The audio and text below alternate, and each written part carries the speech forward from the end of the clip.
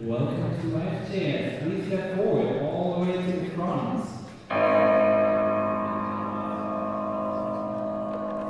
forward, everybody.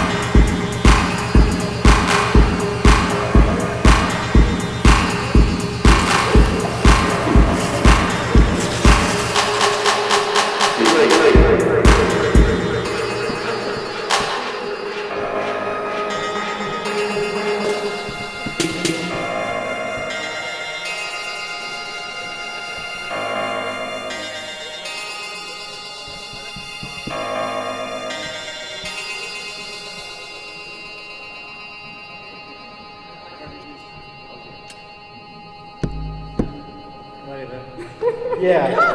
Amazing job.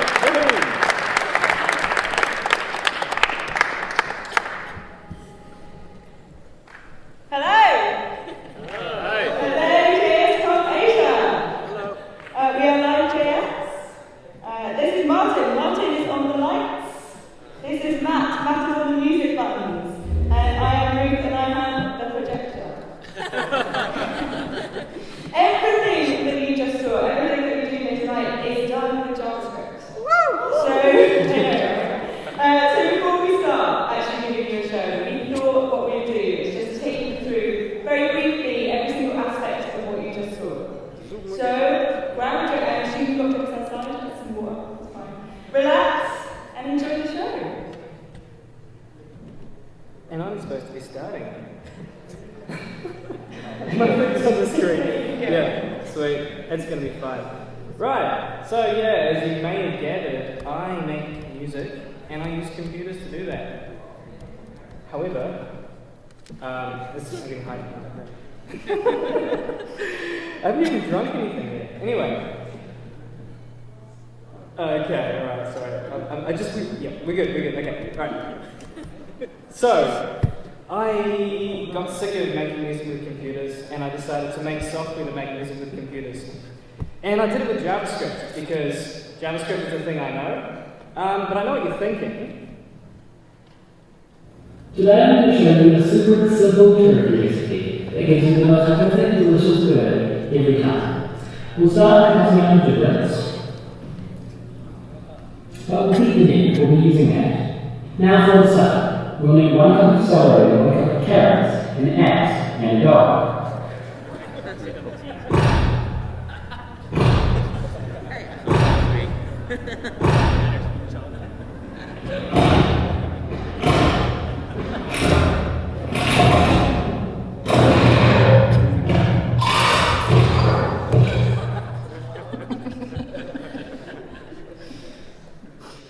Why would you do that? Why on earth? Anyway, I have a very good reason. Basically, playing computer music is really weird. It's a strange thing. So, most of my life, the last 10 years, no, not most of my life, most of the last 10 years, I have been using computers to make music in my bedroom. And going from composing stuff in a timeline to actually trying to play a gig in front of people, it's something that I think pretty much anyone that's doing modern music these days faces, but particularly people that are doing entirely computer-based music, where they're not actually playing any instruments themselves. They're just putting little dots on the screen and they're tweaking parameters, and it's just really strange for us to try and play live. And compared to someone like a guitarist, because what they're doing on the album is really similar to what they're doing on stage. They're just playing the guitar, and so if they're on stage, they play the guitar and people are like, woohoo! And if they're on the album, then the recording engineer's like, do that again. But otherwise, it's pretty much the same. So, what are my options as a musician, if I want, as a computer musician, if I want to actually play my stuff for real to an audience? Well, one of them is I could just get some real musicians to play everything for me, and I could be like the conductor or something. And there are a lot of really cool electronic bands that do that. So on the album, it's just like one guy doing everything, or one gal.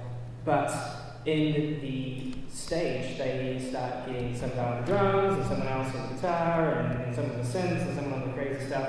And it's kind of cool, but I think you kind of get a completely different vibe from that, and some of it's kind of better. I mean, why are we doing computer music? Just play the instruments. But the next option, of course, is you can DJ it, and this is more like exhibiting your work as a musical artist. So rather than rather than trying to like recreate everything on stage, it's like, a painter isn't going to paint something in every gallery.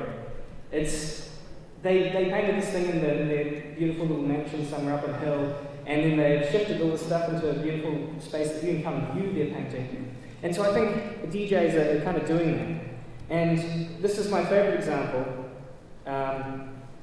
Ruth. Welcome this gentleman to the stage. Please give it up for Ruth. So everyone is so hyped to see this amazing musician perform. They've paid thousands of dollars and flew on miles or kilometers. And here he comes. It's so cool. This is Darude. Darude is like the most amazing electronic artist of all time. And he's coming up on stage.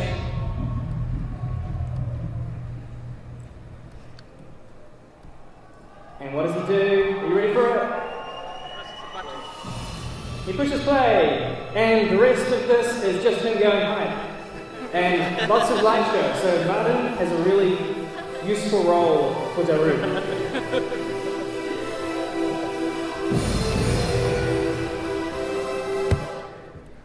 But that is not what I wanted to do. For obvious reasons, maybe to some people.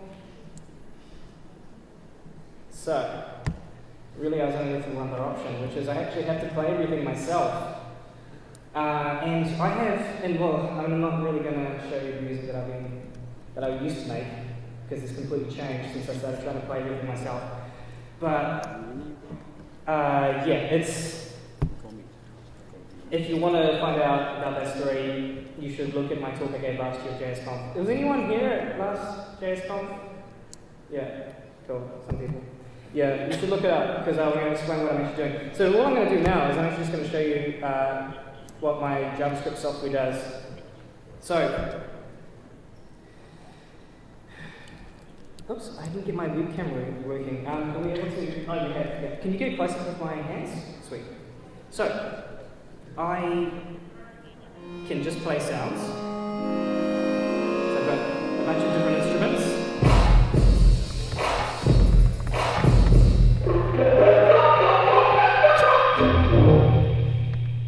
But I can also play perfectly in time with the beat.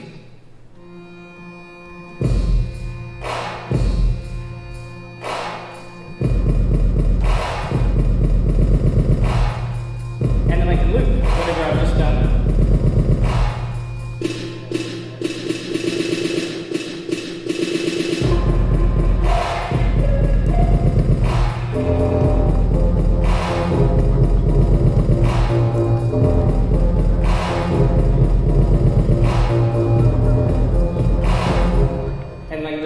Songs doing those things. And so all of these different colors represent different sounds that I can trigger at any moment that I want to. And I can have as many different things loaded, and I can mix between them. Kind of like something between a DJ and a musician. Yeah, so that's pretty much how this all works. So I'm going to be doing this for another hour after this, but without talking. It's pretty much it. Thank you very much, man. So what you're saying is you make music with JavaScript? I do. That's amazing, because I need music. Really? Yeah. I'm a DJ, right? You what now? Well, as a DJ, I know, I get this question a lot. So I put visuals to music. That's what DJ is. I might need a llama in a minute. So how, out of the audience, I know where you're about to be ready. Yeah, okay, cool. Who remembers this?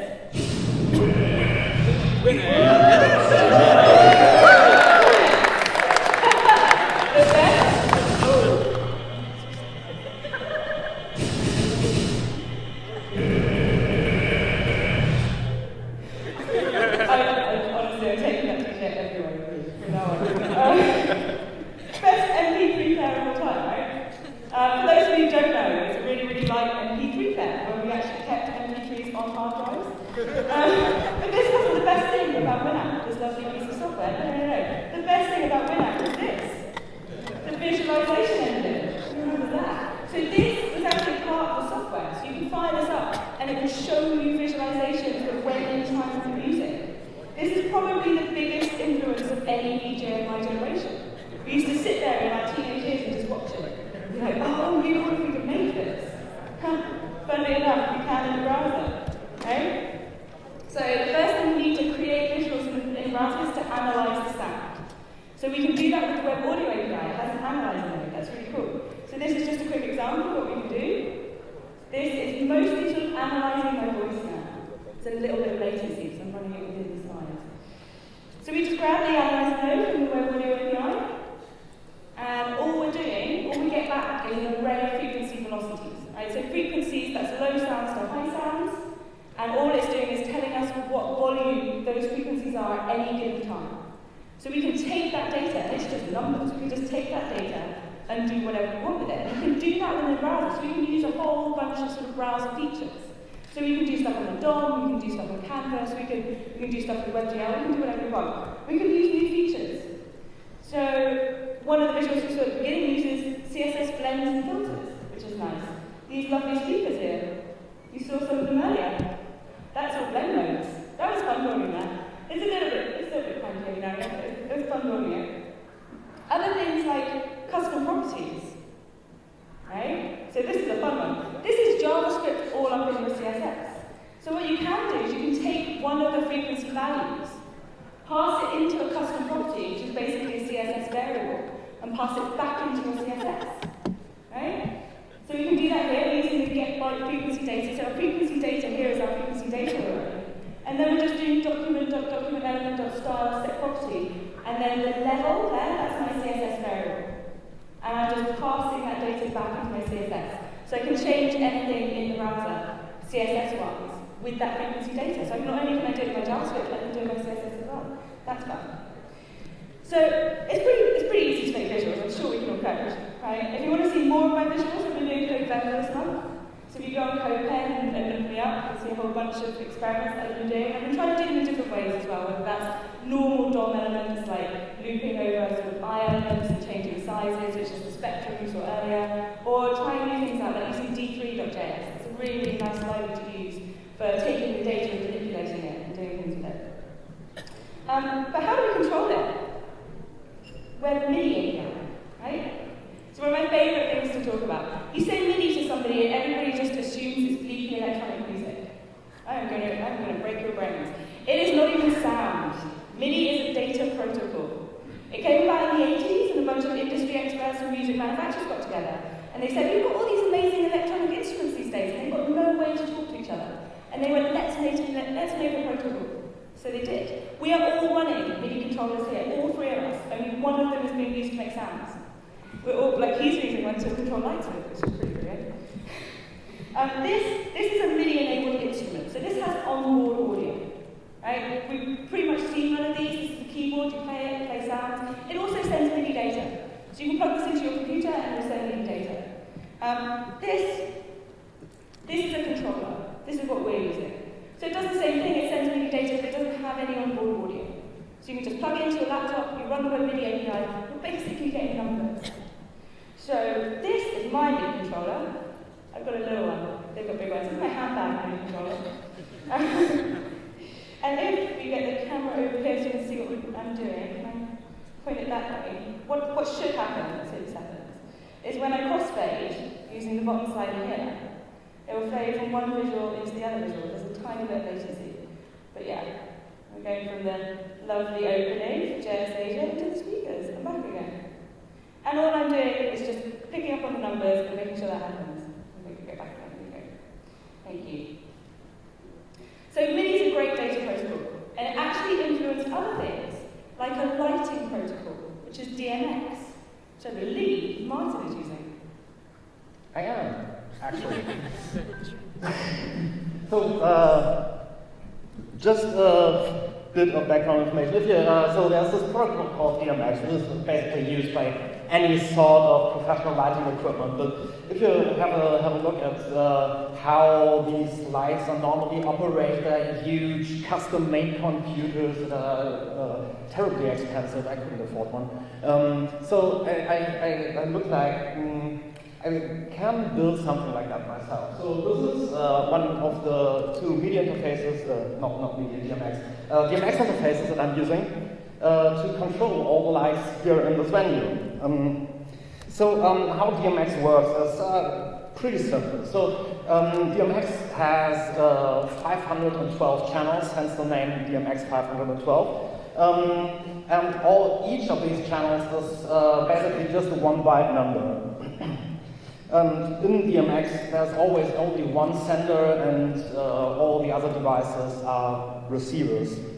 There's something I call device mapping happening, which means that every device needs to know which of these 512 channels it should read from a stream of 512 bytes.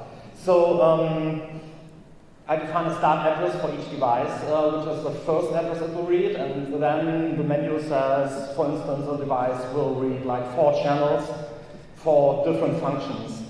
Or maybe just one channel if it's just a lamp that I can dim or switch on and off or something like that. But the most annoying thing about DMX is how it's implemented, because every manufacturer does completely different things with it. So there are sometimes you can control the color with 16-bit values using 2 channels, sometimes it's just 8-bit value. So it's kind of horrible to just manipulate these byte arrays manually. However, if we look at something like this is basically DMX translated to JavaScript. So I have an unsigned array with 512 bytes, and this device data would be a slice of that array that the device sees. In this case, starting at address 42, obviously. The array index is 0-based, DMX addresses are always 1-based. And so, for instance, some device mapping could look like this, that I have 1 channel that controls the brightness, and 3 channels that control the color value. But, however, most devices, especially those that we have here, are not that simple. So the spotlights we have here in the venue have like 20 stepper motors and all sorts of really complex stuff going on. So they are moving head spotlights like you see in a picture. So you can control with pan and tilt, you can control the motion. And there's the brightness and the color value. The color value is not RGB, but it is in CMY color mixing. Then we have configurable lenses, so I can move both lenses back and forth, so I can have parameters like zoom and focus. And then there are special beam shaping effects and a lot of more stuff. So in total, there's 27 channels for each of these devices.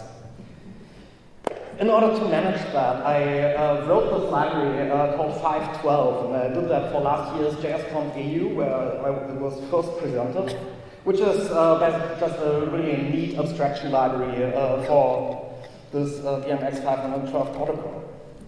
Code looks like this. So I have a DMX device. The first parameter is an address. The second parameter is a list of all the parameters the device accepts. I left them out because it's usually a really, really long list. And once I have this device, I can just assign values to properties, which is quite amazing what defined property allows me to do there. There are also things, automatic conversion from degrees to the internal system of the moving heads, or even every CSS color value is automatically translated into CMY color format. So I wanted to do some light show with it. So the simplest way would be I have some sort of interval function, and I can just use something like trigonometric functions. I hate this word. Just to control the motion, and that would give me a smooth motion. But controlling this with something like these MIDI controllers here and constantly switching and not knowing how exactly the lights are laid out in the venue, I would have magic numbers everywhere. So I decided to go a different route and rewrote that code so it looked like this. So you might notice what I do there. Those are still the same properties, but it's just CSS syntax, which is really very much easier to write. But yeah, how could that even work? So the first thing I did was I have some HTML, so I have something that I can style, which looks like this. So I have devices, I have the device root, and no browser, I didn't test it, it's just Chrome, didn't complain about there being some unknown tags. I could still style them as I like. So I have these channel numbers. So 1 colon is the interface number, so which of these two interfaces will handle this data. The second one is the channel number. And then I have some classes and stuff that I can use when writing the CSS. And then there is a little bit of JavaScript, so I can just query all these device nodes from the document, and then I can use getComputed_style. Doing this repeatedly in an animation loop, so I can always get the current value of all my custom properties that I just made up. And then I just need to decode what is in the style, so from string to number conversion, stuff like that, and write it out using the DMX interfaces. But there's one problem with that. Because if I just write pan colon 0 degrees, the browser will just say, nah, that's invalid CSS, I don't have that in computed style. So I had to do a little trick, which is using custom properties. Color is something the browser knows, and animation is something the browser knows, and everything else just gets the custom property so I can read out the values. But I don't know if you've been here yesterday's talk by Lea Viru. Custom properties and animations don't mix. So there's a proposal for that, and I would have hoped I have a working implementation of that now here, but didn't show up. So I needed a hack for that. And this is this one. So I figured I can just use any animatable CSS property.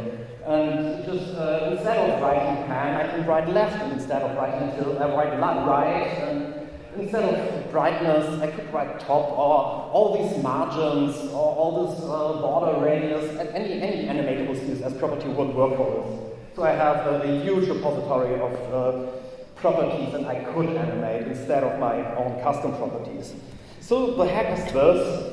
I pass all the CSS I write and then modify the AST so I can add these custom properties and add animation fallbacks, then finally reassemble it into a CSS source code and inject it into the browser. And finally, this animation group that I've shown you, get computed style, will always give you the current value of all those animations.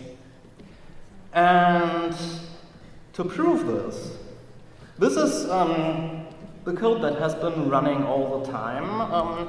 So we have, for instance, this is a whole lot of CSS that I wrote in the last day. But so I have these abbreviations like QP for the quantum profile and QW for the quantum wash lights. And I can now just go ahead and be like, QW, and let's say brightness 1. This will be full brightness. Oh. And it gets even brighter. Nah. This. I know. Problem is, I'm missing.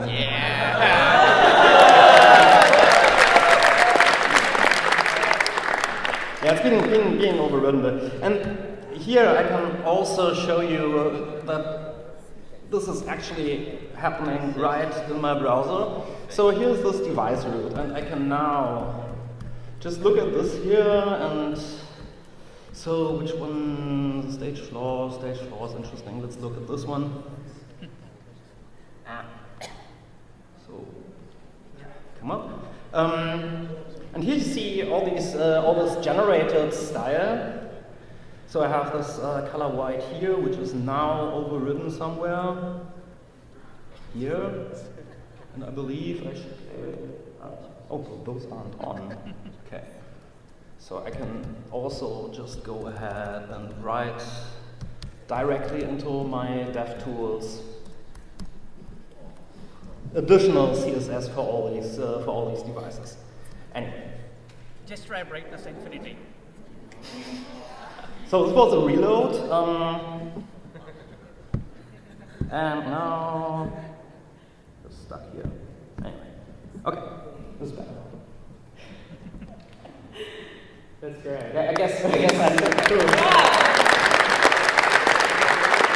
So this is what I will be presenting with for the next hours. And the final thing, what I need to tell you is this thing will do nothing else than toggling CSS classes on that devices element in the top. So if I just press these buttons, you see devices updates the style, and animations start and stop and move and so on. Right? That was my part. Ruth. That's amazing. If you haven't discovered MIDI controllers as hardware enabling your browser, you really need to do that. You press buttons, things change. It's amazing. Would you like to help us make a song, make a track? Yeah! Yeah! Okay, great. Let's do that.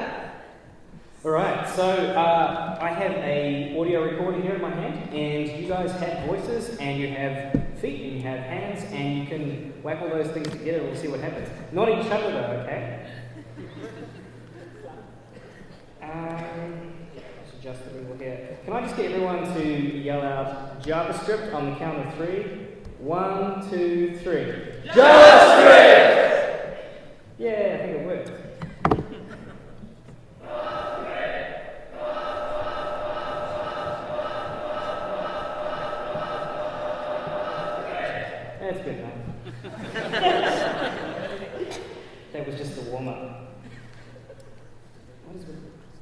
Okay, can I get everyone to, on the count of 3, to stomp their foot? I know it sounds unusual, but it makes a very good standing kick drum. Hang on. Okay, 1, 2, 3.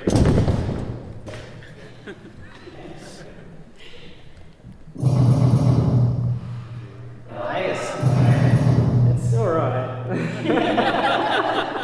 we can make it better though. Alright, we'll drop it.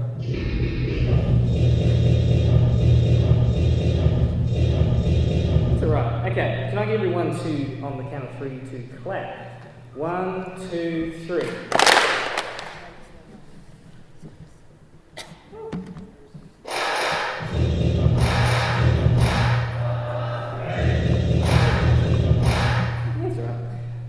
Okay, now let's do some. Let's make some melody here.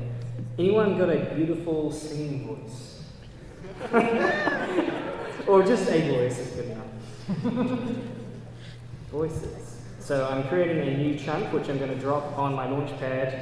As you see on the screen there, these here they correspond to my actual hardware. So I'm just saying on this particular part, X, Y coordinates, I want this particular sound. So now I'm going to record something into it. Whoops. So I'll just show you what it's like for a start. Whoops. Oh, I didn't even need you. So let's record everyone, it'll be great. So let's all make the same pitch if we can try. Anyway, we can have a few goes at it. So we'll go for a actually just copy this.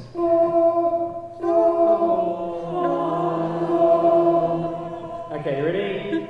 1, 2, 3. That'll do.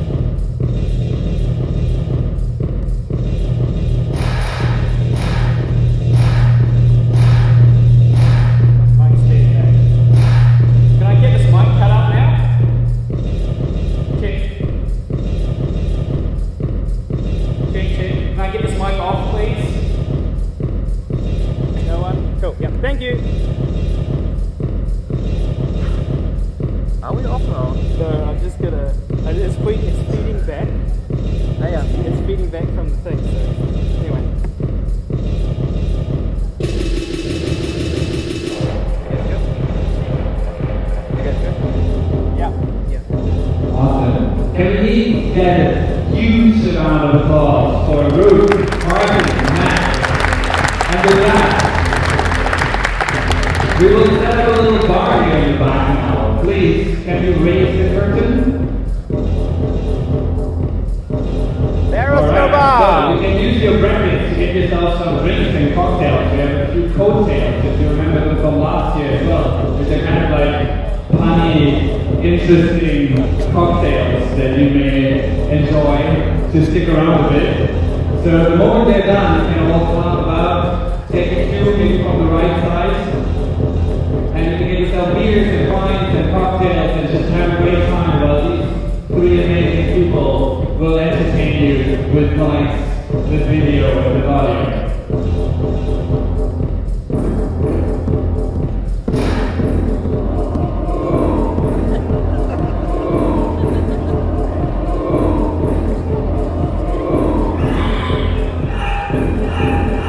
Awesome. Big hand again for Martin. enjoy the drinks and have a great night there.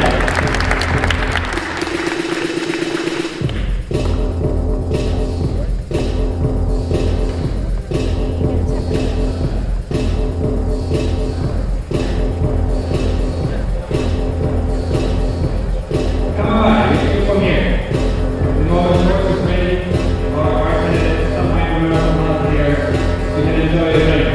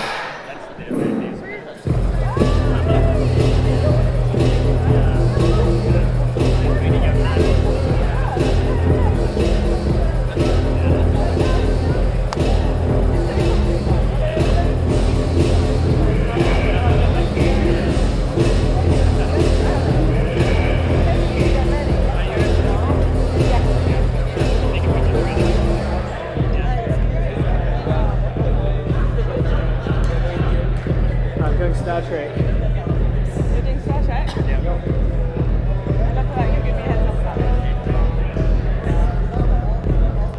Could I just went Chucky out? Well, this thing is Okay.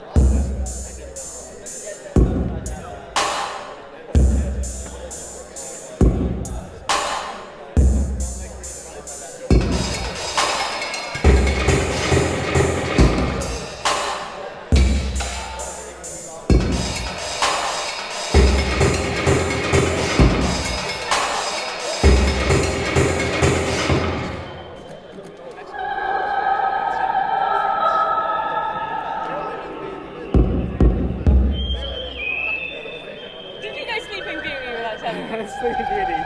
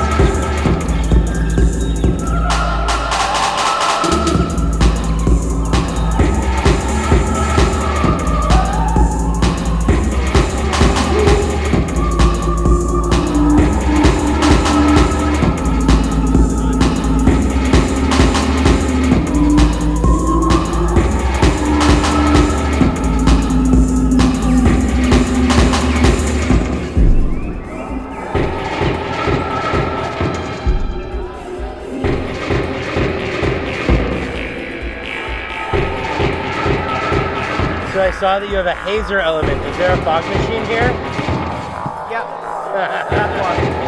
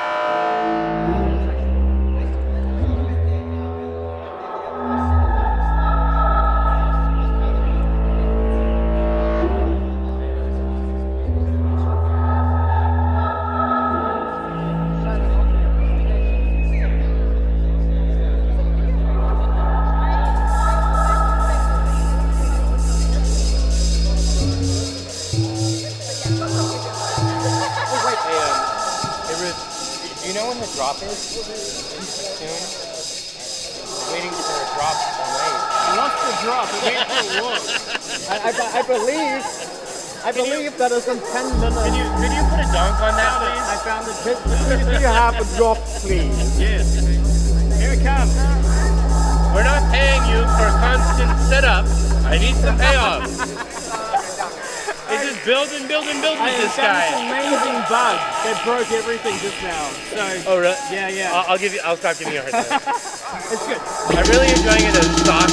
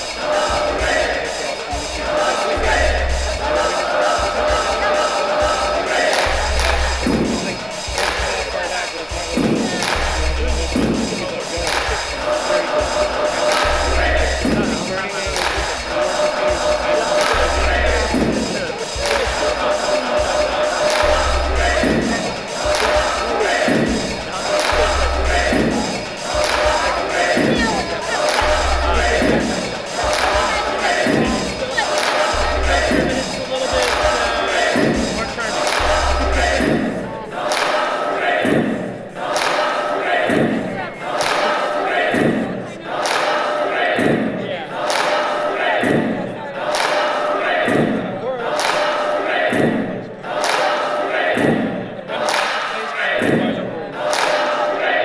yeah, it's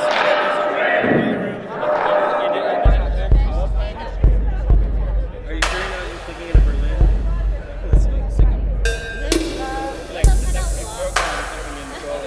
Well, I mean, boiler room started. They have the original boiler room in Wedding. I went there for a show once. It's really cool. If you subscribe to the boiler room mailing list, they'll send you RSVP invites when they're available. And I happen to be in Berlin. Also, has Cozy Boiler? So, did you like my cocktail name?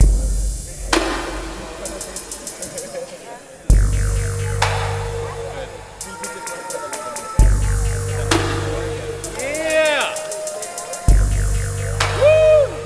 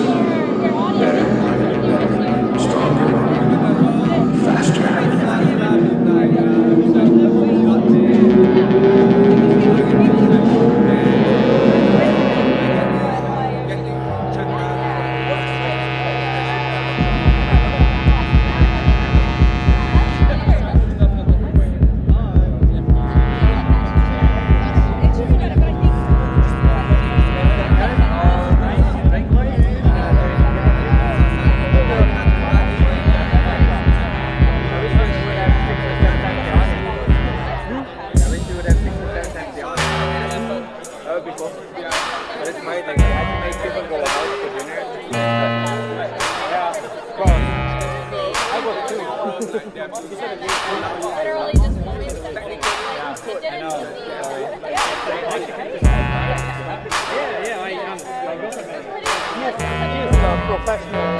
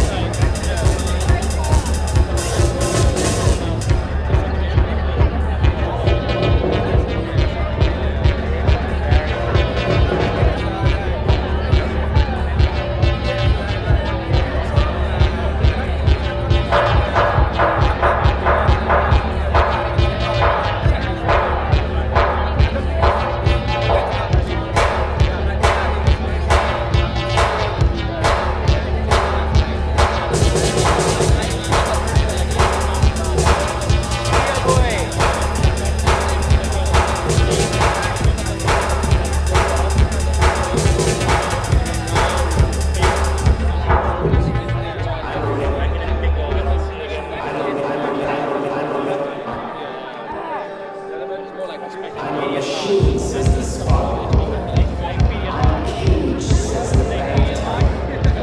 I'm a needle, says the steward. A monkey can do what I do, says the perception.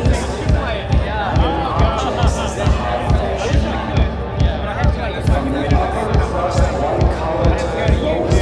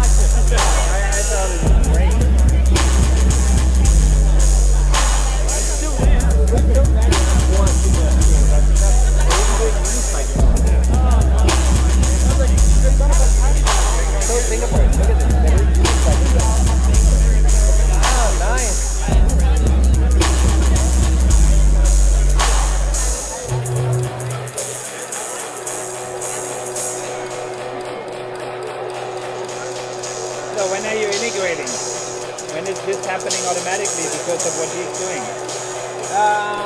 Yeah, it's, Doesn't have Livejs API? I have some different stuff going on first, but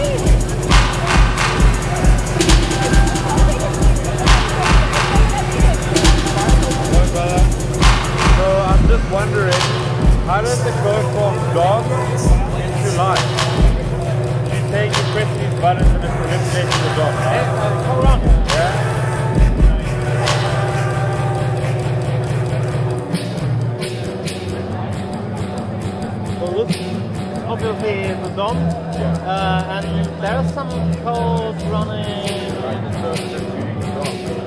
Yeah, exactly. So I'm reading like 60 times per second, reading the current style of all devices. I tweeted at you. I did a tweet. Then there's this other library that converts all those into the DMX files. Those I get sent via WebSocket to another server that then controls the two USB interfaces.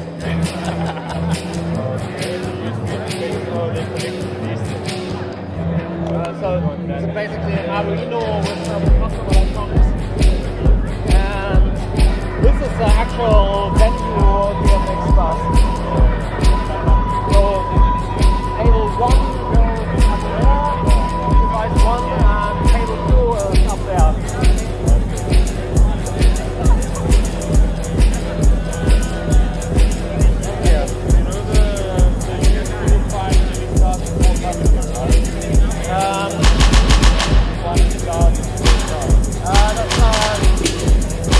I did it mostly yesterday and today.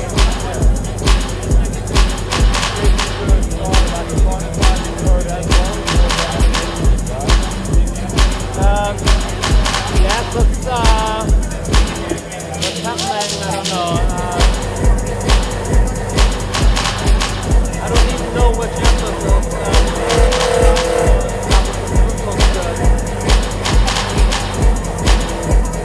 I have this is just the CSS library, which is just regular parser, and then there's the transform, which does all this manipulation. But as soon as I press save here, the button gets automatically updated to the new side.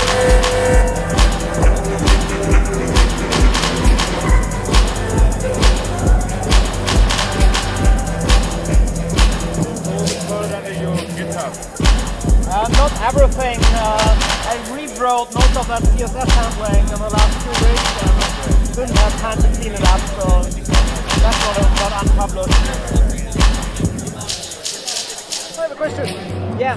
This looks an awful lot like a USB interface. Yeah, but there's USB MIDI interface. Oh, it's MIDI, not DMX. The launch pads are just MIDI. Okay. Both are the DMX interfaces. This is a JavaScript app? Yes. That's right. Drawing electrons. So what? USB to RS-45? Arduino on the one side and DMX on the other side. Yes, electrons. side. So how are you doing? That's basically flip banging from the Arduino. Theoretically, it's RS-45, right? This is USB and DMX is being many put on hours RS-45. for 485, yeah. So Here's some max 0.5. That's one. The rest is up to couples. Isolation. your board? Yeah. I didn't design it. I love the case. Yeah. Every shoe packet has them with all that. Why would you buy anything else? Then they cost like 50 cents. Oh, that's it, okay. And if you buy some real electronic box and I don't know, Radio Shack or something, it's $10 upwards. I get that. Fair enough. And it means if you butcher it, well, you just... If you use it by higher. If you butcher it, well, okay. Yeah, it's not too bad. I mean, watch when I drop some more sounds though, it'll Fair enough. shoot right up. What's the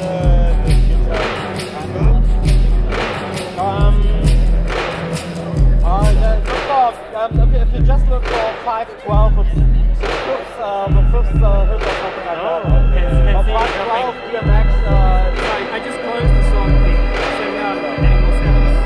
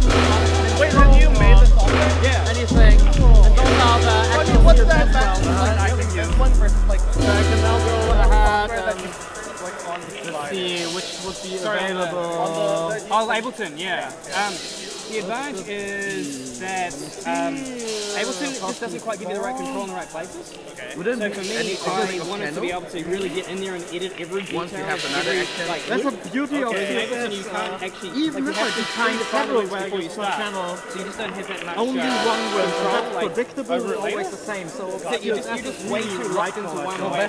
Stack it. Yeah. Okay. It's like the usual, the most specific actual version. So it's supposed to kind of grown together, but I definitely didn't know JavaScript until I started this. I mean, I thought I did. So I can know, for instance, just write like I want all profiles where you know, a lot of like beginners have like and yeah, I've always like wanted to be like I want to try to make synthwave music, but yeah, I just never found like the time, I guess. But yeah, now I'm definitely gonna random thing. You can just as well go ahead. This is why I don't actually have to really write songs. Make the I just have to create setup. So I have like all my sounds are ready to go. Okay. I have a pre-mix, so I know that I can play things that won't sound terrible. Because the problem with like just completely going crazy and applying on the internet, you don't know if it's going to sound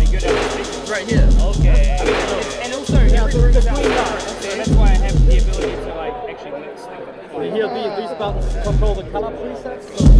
It just looks like you're having fun. So basically what you did is you mapped I want that on keyboard on this MIDI controller. I don't know. Basically the CSS classes really up here. Those are all the actual buttons. Okay. So melody. Okay, later I should be able to get those are the color group A.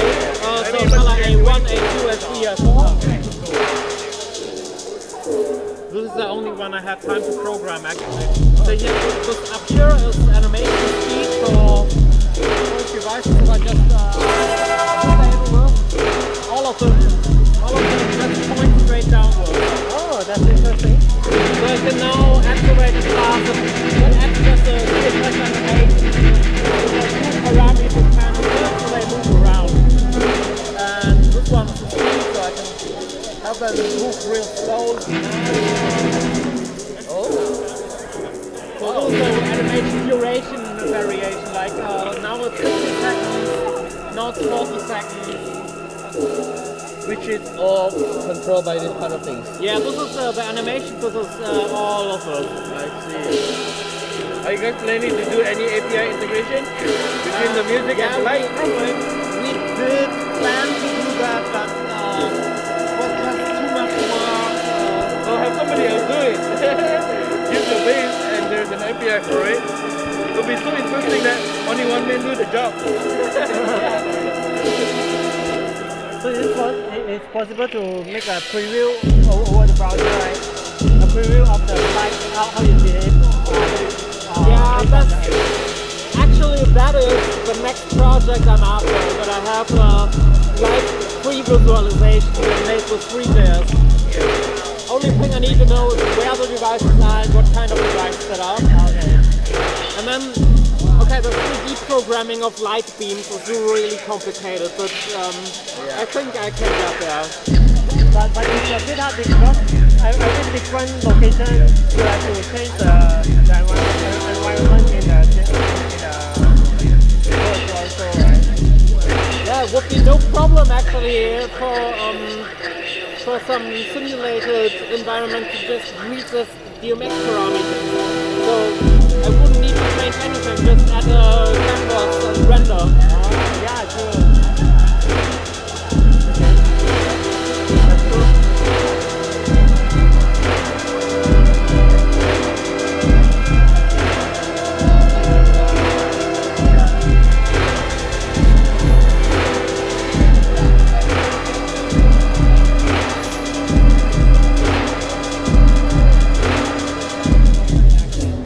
Are you able to point all the light to us? Like where we stand now?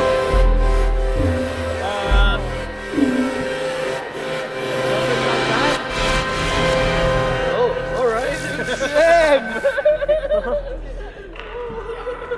This one special button is for focus. This one. Always important. Just override all positioning and stuff. So we have lights for the speakers. Wow. Great job, man. Okay. Keep it up. I look forward for more of this. Oh, the most awesome button is this one.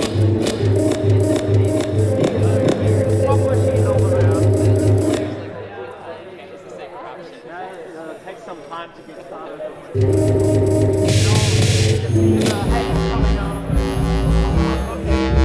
Oh, that is quick. Yeah.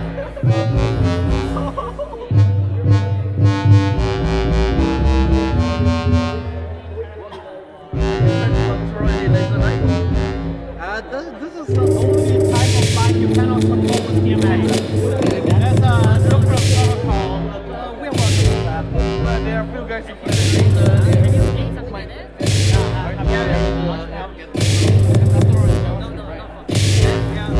So it could be done. Like this laser protocol is ILDA, I guess. And it's analog.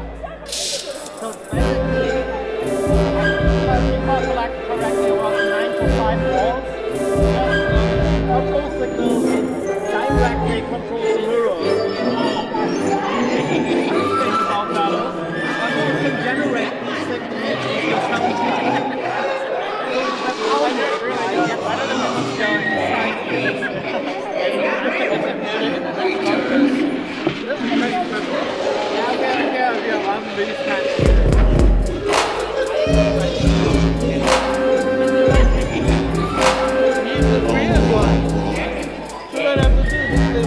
Just play all the videos. And you are the most, the busiest person in the team. The most busy person in the team. The most busy person, busiest person. The most, sorry. Because they are very relaxed, they can just... Oh, yeah. Right, yeah, sorry. Yeah, no, I have to keep doing anything if I stop, like... Really? Yeah, go. Your headphones. Just hold it up.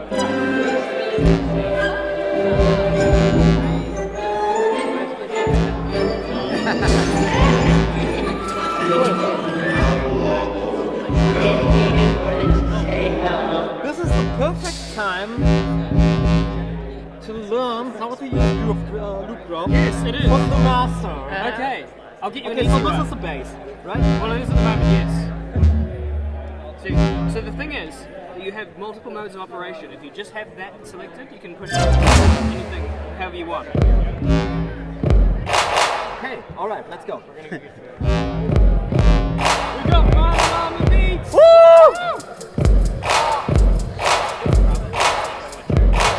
Can I try pushing the lights now? You can of course push the lights. Can I get the synchronization back? Okay, so now you've got beat on the beat, so you push that. The beat on the beat. Yeah, okay. And you got double time. Yeah, okay. And you got beat on the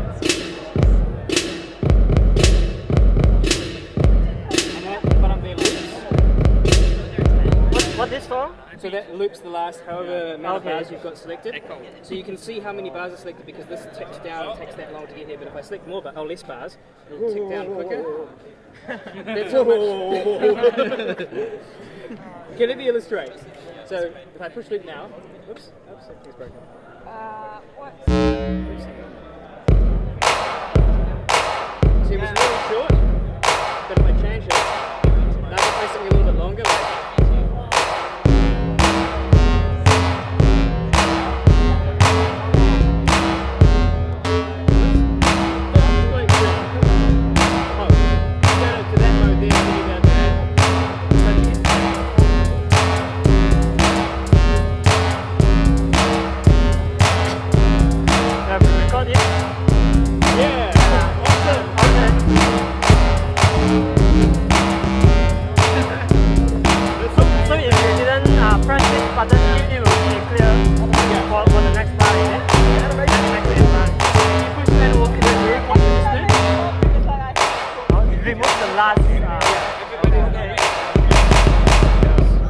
and that will repeat.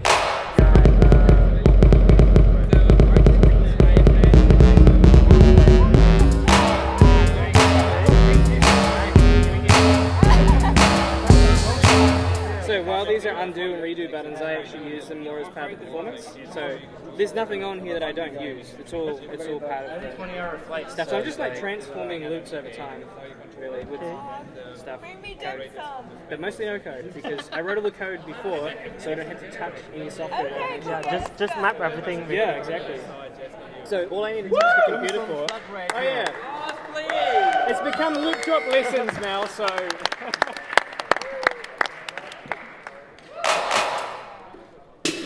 Yeah. Seems like it's play your own music time. It seems like it's kind of got to that.